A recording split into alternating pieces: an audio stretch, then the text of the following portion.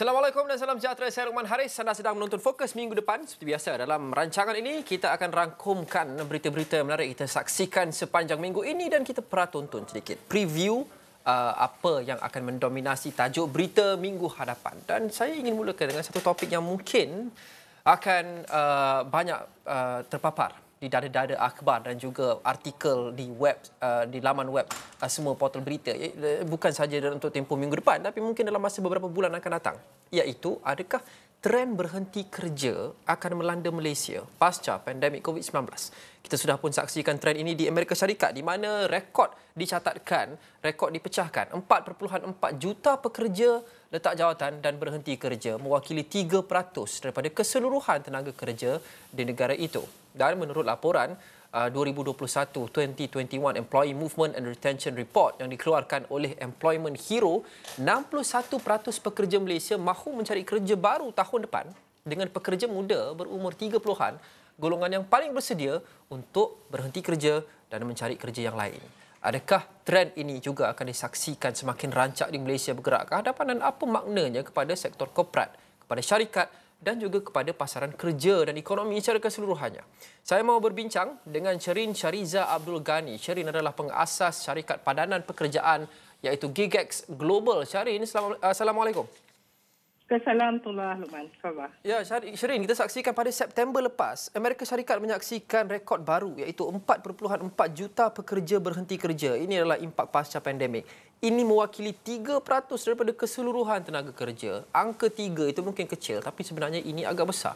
3% keseluruhan tenaga kerja berhenti kerja pada masa yang kira-kira sama, pada bulan yang sama. Adakah trend ini akan datang ke Malaysia juga pasca pandemik? Kalau kita tengok rata-rata sejak setahun during pandemic ni, memang ada the great resignation lah dikatakan ya. Started maybe daripada US as you said, sebab di situ data dia lebih perinci. But tadi Luqman kata in the beginning kan, memang trend tu sudah nampak di Malaysia dan saya sendiri sudah terkesan sebab kebanyakan daripada team saya want to move on and do other things. So it is real. I think a lot of businesses are facing it. Jadi data tu kita perlu tengok dan kita kena kaji kenapa mereka nak move on ni. What is the motivating factor lah yang dia nak leave the workforce kan? Berdasarkan survei yang saya sebut sebentar tadi, Sherin, iaitu Employee Movement and Retention yang dikeluarkan oleh Employment Hero, mengapa mereka ini berhenti kerja pasca pandemik secara beramai-ramai? Faktor yang paling tinggi, yang paling ramai katakan ataupun beri respon adalah kekurangan peluang untuk mengembangkan kerjaya mereka, iaitu 36%. Lack of appreciation or recognition, iaitu kurang dapat pengiktirafan 27%, kekurangan dapat peluang untuk upskill diri mereka, mendapat latihan 26%, dan keempat, tidak ada kenaikan gaji yang bermakna 24%. Sherin berada di satu posisi yang agak unik kerana Sherin juga berdepan masalah yang sama. Tadi Sherin sebut bahawa pekerja-pekerja Sherin juga banyak berhenti kerja dan sebagainya pasca pandemik. Adakah sebab-sebab yang mereka nyatakan rata-ratanya sama dengan dapatan tinjauan ini atau bagaimana? Lebih kurang, tapi it depends on the sector sebenarnya. Sebab kadang-kadang setengah-setengah sektor tu menunjukkan pertumbuhan kerja yang menarik. Jadi kita kena tengok supply and demand lah ya. Waktu pandemik ni kita tengok sektor seperti ICT, sektor seperti science and technology, even government becomes the employer of choice.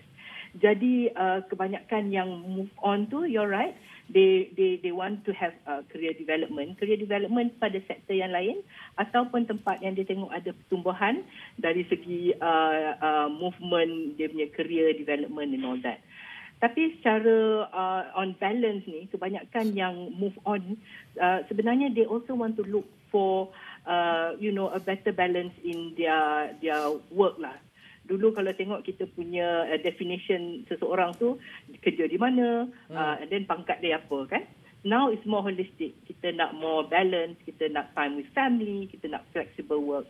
Jadi kalau syarikat tak menunjukkan kesediaan untuk adapt and be more agile, that's where you see a lot of movement within the industry ataupun dia keluar ke industri atau sektor lain. Adakah kita jangkakan majikan rata-ratanya sudi untuk melayan tuntutan ini dan mereka bersedia untuk menjadi lebih fleksibel kepada pekerja mereka? Benarkah mereka terus bekerja dari rumah, waktu yang fleksibel dan sebagainya? Half and half sebenarnya. Saya dapat juga information di mana setengah-setengah employer tak mahu melakukan the flexible work arrangement ataupun work from home waktu COVID, waktu MCO. Rata-rata mereka paksa juga the staff pergi bekerja and then tak ada SOP yang menyenangkan. Jadi health and safety reasons tu high on the priority. So bila kita tengok the dynamics tu, I think employers need to understand that they have to invest in adapting and changing to the current agile model tu, flexible work arrangement daripada segi masa, dari segi tempat pekerjaan dan juga dari segi kerja yang mereka lakukan. Dulu kita measured by the time that we spend in the office, tapi sebenarnya kita kena measure by the output atau outcome. Performance is not about time, performance is about deliverables. Jadi kalau kita tengok dari segi holistik macam tu, dan kita bagi recognition pada sesiapa yang mencapai performance tu, that is where you get the staff retention. Dari segi sektor saya, I see some of my key people leaving is because there are other sectors that have growth. Jadi, it's not because they don't like the work, it's because they see, the other sector ni ada banyak lagi peluang-peluang untuk mereka mengembangkan their career and all that. So, they move on because of that as well. So, dia ada banyak faktor. But employers need to be open and see how you can retain and how you can attract new talent. Sebab talent ni ada movement kan, so dia tak ada duduk satu syarikat sampai bila-bila. That trend is gone forever lah, I would say. Tetapi pada masa yang sama, Persekutuan Majikan Malaysia MEF mengatakan bahawa tinjauan mereka tidak menunjukkan ada mass resignations ataupun ramai-ramai berhenti kerja. Katanya kalau dibandingkan dari tempoh Julai 2019 hingga Julai 2020, kita bandingkan dengan Julai 2018 hingga Julai 2019, sebenarnya adalah lagi rendah. Jadi bagaimana kita rationalize data dan apa yang MEF dakwa ini yang mengatakan tidak ada masalah ni, tidak ada ramai-ramai berhenti kerja? Kalau kita tengok macam tu, that means we are not looking deeper into the data. Yang artikel yang kita sebut earlier tu, dia ada plan untuk move. Jadi sekarang memang tak ada. But if you see the next 6 months or so, maybe end of 2022, kita akan nampak the pattern is different. But right now, what people are doing is dia akan bekerja secara gig. That's the gig platform yang kita ada, GigX Global tu. Kita nampak the trend is increasing. That means dia akan look for other opportunities. This is the time that they are looking. And then dia akan cuba buat kerja sambilan to see what it's like. Then kita nampak kebanyakan dah move towards that sebab they want to explore what are the opportunities or apa yang ada kat luar tu lah. Dan MEF juga mengatakan bahawa mereka tidak jangka akan ada ramai-ramai berhenti kerja seperti yang kita saksikan di Amerika Syarikat kerana pasca pandemik keadaan ekonomi dan pasaran kerja begitu berisiko, begitu tidak menentu, dan situasi jaringan keselamatan sosial, sistem sokongan dan sebagainya lain dengan negara-negara seperti Amerika Syarikat dan Eropah, di mana di sana mereka ada lebih banyak perlindungan jika mereka hilang pendapatan secara tiba-tiba berbanding dengan mereka berada di Malaysia. Jadi mereka tidak fikir akan ada ramai orang yang cukup berani untuk terus tinggalkan pekerjaan mereka. Respon Shereen? Rata-rata you can I will agree with that. Tetapi kita tengok the younger population tu yang dalam kita punya workforce ni, they are risk takers. Jadi mereka akan move sebab ada banyak motivation. Maybe syarikat tu tidak, the value system is different, right? Tak ada flexible work arrangement. They will move and it's not necessarily because of pay pun. Dia akan tengok what is the overall opportunities. Yeah, you won't see the mass resignation macam in the US, tetapi you will see a lot of movement daripada satu sektor to another sector. Okay. They're probably still looking for the job, tapi job tu akan tukar. Okey, Shereen juga menyebut sebentar tadi bahawa pekerja mahukan fleksibiliti yang lebih daripada segi working arrangement, aturan kerja dan juga masa dan kebolehan untuk bekerja dari rumah dan sebagainya. Kita lihat juga dapatan tinjauan yang saya sebut sebentar tadi. Soalan yang diberikan kepada pekerja adalah apa yang akan memujuk anda untuk kekal dan tidak berhenti kerja. Yang paling tinggi 45% mengatakan gaji ditingkatkan. Okey. Yang kedua 32% mengatakan diberi lebih banyak ganjaran dan juga pengiktirafan. 28% mengatakan mereka mahu dinaikkan pangkat, promotion. Jadi Sherin sebut tadi ini campur dengan flexible working arrangements memerlukan investment daripada syarikat-syarikat. Mereka sebenarnya perlu keluarkan duit untuk mengatur semula keseluruhan struktur mereka yang sudah pun berada di situ mungkin berpuluh tahun ataupun bertahun-tahun. Mereka perlu ubah semua. Secara realistiknya, kalau kita nak meet halfway, pekerja dan juga majikan, secara realistiknya kita faham juga kebanyakan syarikat dibadai oleh impak keuangan yang agak kuat pasal pandemik COVID-19. Pendapatan dan untung semua terkesan dengan teruk. Jadi secara realistiknya apa yang majikan boleh lakukan? Kerana kalau kita lihat mereka mahu gaji yang lebih tinggi overnight, mereka mahu majikan melabur, mungkin kurang realistik. Kerana kedudukan keuangan syarikat tidak sama seperti sebelum pandemik. Sherin. Kita kena tengok sektor lah. Sektor yang paling terkesan kalau kita tengok data Mei 2020 lah. Ada latest data. Tapi I will refer to the Mei 2020. Manufacturing sektor yang paling terkesan 22%. Wholesale retail 17%. Tourism 12%. So these are the only sectors yang akan tengok, akan nampakkan pertumbuhan pekerjaan yang menurun. That means tak ada pertumbuhan. Minta maaf. But let's see the structural issue of the country. As it is, kita ni memang our wage structure is very, very low. Kalau kita tengok the latest data daripada Bank Negara, the income distribution, Malaysia is at 35%. That means kita invest balik pada kita punya staff dari segi recognition ke, dari segi gaji ke and all that kan. But Singapore is at 45% and if you look at Korea also 45%. Jadi kita punya structural issue tu, gaji kita memang dah low. Jadi kalau you tak dapat recognition, you tak ada flexible work arrangement. So all this is compounded effect lah. Jadi now the companies kena tengok. If you want to retain the top talent, kita kena tengok balik structure wages kita. Because it is very, very low. Kalau kita tengok, in Norway, okay, they are more developed, of course. They are at 48%. Almost half of their one punya income goes back into staff welfare, staff punya care and all that, right? Mental health, well-being. Kita punya employers need to actually reinvest. Okay. Kalau tidak, our best and our brightest is going to move out of the sector or even move out of the country. Okay. Then it's game over. Sherin, soalan terakhir secara ringkas. Mungkin semua perkara itu buat masa sekarang sekurang-kurangnya bersifat ideal. Saya tidak fikir kita mungkin akan lihat kemahuan yang tinggi daripada kalangan majikan untuk invest dan melakukan semua itu. Jika itu terjadi dan jika betul akan ada ramai pekerja yang letak jawatan dalam bulan-bulan akan datang, ke mana mereka ni akan pergi? Kerana industri itu dan sektor pekerjaan itu rata-ratanya terkesan. Baik industri apa pun, hampir semua industri. Jadi, jika kita ada 100,000 atau 50,000 orang yang keluar kerja, ke mana mereka akan pergi? Kebanyakannya akan go into the gig workforce. I can see the trend. Ataupun dia set up their own businesses, they set up their own companies and all that. Sebab pada mereka, you have the power to decide your own destiny. So they will do things like that. Kita akan tengok banyak akan registration or small businesses and all that. They will look at that. The other thing is they will move outside of the country. I have had a lot of requests daripada Singapore, daripada UAE. Mereka suka kita punya talent Malaysia ni. We're very bright. Our work culture is very good. Then these young ones will move to these markets. So that's the reality. Dia akan keluar negeri, akan bekerja di tempat-tempat lain ataupun bekerja secara talian. Syarikat tu di Norway, syarikat tu di mana-mana. So ada many ways for you to get an income.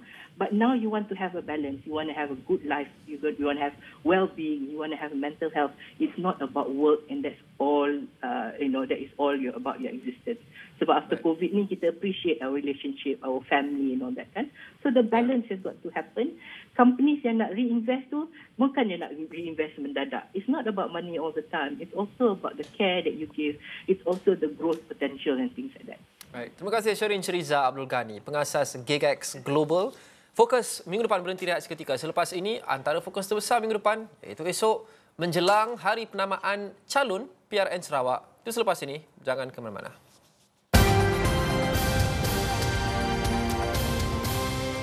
Anda sedang menonton Fokus minggu depan. Kita tahu bahawa antara fokus besar minggu depan, iaitu esok, adalah hari penamaan calon untuk pilihan raya negeri Sarawak yang bakal menyaksikan 82 kerusi dipertandingkan dan sehingga 1.25 juta pengundi mungkin akan turun pada hari pengundian nanti. Menjelang hari pengundian ataupun hari penamaan calon di negeri yang agak besar dengan pelbagai, apa yang kita boleh jangkakan? Kerana politik dan dinamika politik Sarawak dan juga Sabah sebenarnya pun agak berbeza dengan dinamika politik di Semenanjung. Saya mahu berbincang bersama dengan penganalisis politik Universiti Sains Malaysia, Profesor Dr. Siva Murugan Pandian. Prof, apa yang dijangkakan dalam penamaan calon esok? Adakah sebarang kejutan akan kita saksikan ataupun apa benda yang, mungkin apa yang kita sudah jangkakan daripada segi siapa yang akan diturunkan oleh setiap gabungan dan parti?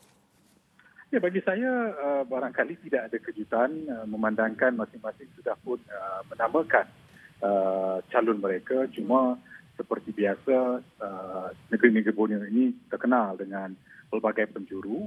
Barangkali kita mungkin akan melihat calon-calon bebas daripada parti yang tidak bertanding mungkin akan meletakkan calon seperti itu. Dan bagi saya yang menariknya di pilihan raya negeri Sarawak sudah pastilah untuk melihat bagaimanakah pendekatan yang akan diambil untuk melaksanakan pilihan raya kali ini.